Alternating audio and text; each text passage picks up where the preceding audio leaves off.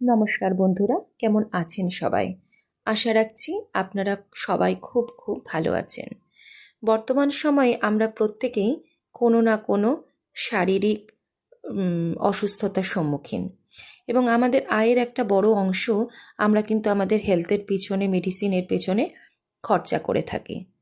আচ্ছা বলুন তো, এই অসুস্থতার কারণ কি হতে পারে? আমি মনে করি কিছু অসুখ এমনও রয়েছে যার জন্য আমরা নিজেরাই দায়ী, এবং এই যে শারীরিক অসুস্থতাগুলো আসছে সেটার জন্য একমাত্র দায়ী হচ্ছে আমাদের খাদ্যাভ্যাস। হ্যাঁ বন্ধুরা, আমাদের এই খাদ্যাভ্যাসই দায়ী। এছাড়াও বর্তমান সময়ে এখন এক নতুন সমস্যা, তা হচ্ছে ওজন বৃদ্ধি। আমরা এত ওজন বৃদ্ধির সমস্যায় ভুগছি, যার জন্য আমরা কি করছি না, ডায়েটিশিয়ানের কাছে যাচ্ছি, আমরা ডায়েট প্ল্যান ফলো করছি। আমাদের মধ্যে কেউ সফল হচ্ছি, ওজন নিয়ন্ত্রণে নিয়ে আসতে পারছি, আবার এমনও কিছু আছে আমাদের মধ্যে যারা আমরা নিজেদের ওজন নিয়ন্ত্রণে ঠিকঠাকভাবে আনতে পারছি না ডায়েট প্ল্যান ফলো করার পরেও। এই ধরুন আমি নিজেও ওজন বৃদ্ধির সমস্যায় ভুগছিলাম, এবং আমি কিন্তু অনেক ডায়েটিশিয়ানের পরামর্শ অনুযায়ী চলেছি, এবং সেখান থেকে চেষ্টা করেছি ডায়েট প্ল্যান ফলো করার, কিন্তু সেইভাবে কিন্তু ফলপ্রসূ হয়নি। আমি বলছি না যে কমেনি, কিন্তু যেটা দরকার ছিল বা যেটা আরও ভালো হতে পারতো, সেখানে আমি সেরকম আশানুরূপ ফল পাইনি। কিন্তু বর্তমানে আমি ডায়েট প্ল্যান ফলো করছি, এবং যেই ডায়েট প্ল্যান ফলো করে আমি উপকৃত হয়েছি আজকে অবশ্যই আমি আপনাদের সাথে শেয়ার করব। আমি ডিপ ডায়েট প্ল্যান ফলো করছি। আপনারা ডিপ ডায়েট প্ল্যানের নাম শুনেছেন? যদি উত্তর না হয় আমি সংক্ষেপে আপনাদের একটু বুঝিয়ে বলি। এখানে এই যে এই ডিপ কথার অর্থ হলো disciplined and intelligent people's diet. এই যে ডিপ ডায়েট, এটির উদ্ভাবন করেছেন ডক্টর বিশ্বরূপ রায়চৌধুরী। আমি ওনার ভিডিও ইউটিউবে দেখেছি, উনি যে বিভিন্ন কনফারেন্সে যে বক্তৃতাগুলো রাখেন, সেখান থেকে আমি এই ডিপ ডায়েট প্ল্যানের কনসেপ্টটা নিয়েছি, এবং আমি আমার প্রতিদিনকার জীবনের সাথে ইনক্লুড করেছি, এবং তাতে আমি উপকৃত হয়েছি। তো চলুন জেনে নিই যে ডিপ ডায়েট প্ল্যানকে কিভাবে সহজে আপনারা আপনাদের লাইফস্টাইলে ইনক্লুড করতে পারেন। আমি একটু বুঝিয়ে বলি। আপনাকে সকালবেলা ঘুম থেকে ওঠার পর একটু চেষ্টা করবেন সকাল সকাল ওঠার, কারণ তাতে দেখবেন শরীর মন দুটোই ফ্রেশ থাকে। সকালবেলা ঘুম থেকে ওঠার পর থেকে ঠিক দুপুর 12টা পর্যন্ত, বেলা 12টা পর্যন্ত আপনাদের কিন্তু শুধুমাত্র ফল খেয়ে থাকতে হবে। হ্যাঁ বন্ধুরা, শুনতে একটু অবাক লাগলেও এটাই আপনাকে করতে হবে। আপনাকে ঘুম থেকে ওঠার পর ঠিক বেলা 12টা পর্যন্ত শুধুমাত্র ফল খেতে হবে। কি ফল খাবেন? আপনি 3-4 রকমের ফল রাখতে পারেন আপনার ডায়েট প্ল্যানে, এবং সেটা মরশুমি ফল হতে পারে। আপনি যে ফল খেতেই ভালোবাসুন না কেন, সেই ফলটাই আপনি খাবেন। হতে পারে যে আপনি একবারে খেলেন না, কিন্তু বারে বারে গ্যাপে গ্যাপে খেলেন, কিন্তু ওই 12টা পর্যন্ত আপনাকে ফলই খেতে হবে। এছাড়া এই যে ফলটা আপনি নেবেন, ফলটা যে আপনি ইনটেক করবেন, সেটার কিন্তু একটা পরিমাণ আছে। কীরকম সেটা একটু বলি। আপনার যা দৈহিক ওজন, ধরুন আপনার 50 কেজি ওজন, তাই তো?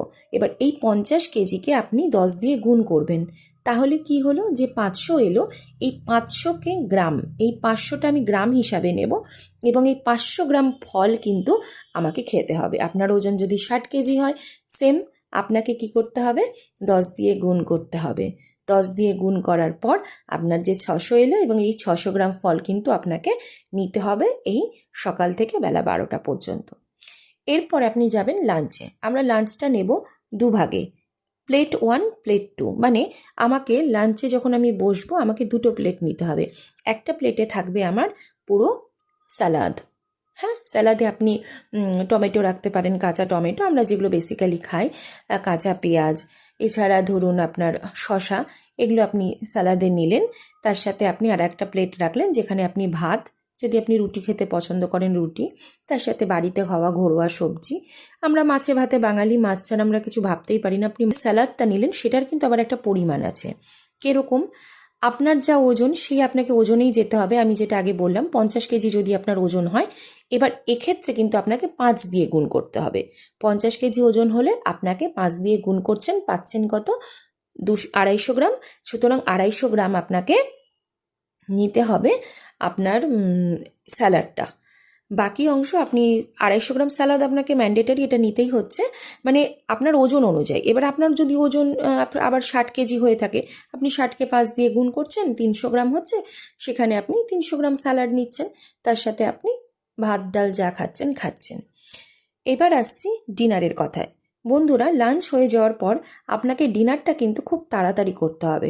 ডিনারটা আপনাকে সন্ধেবেলা 6টা থেকে 7টার মধ্যে করে নিতে হবে।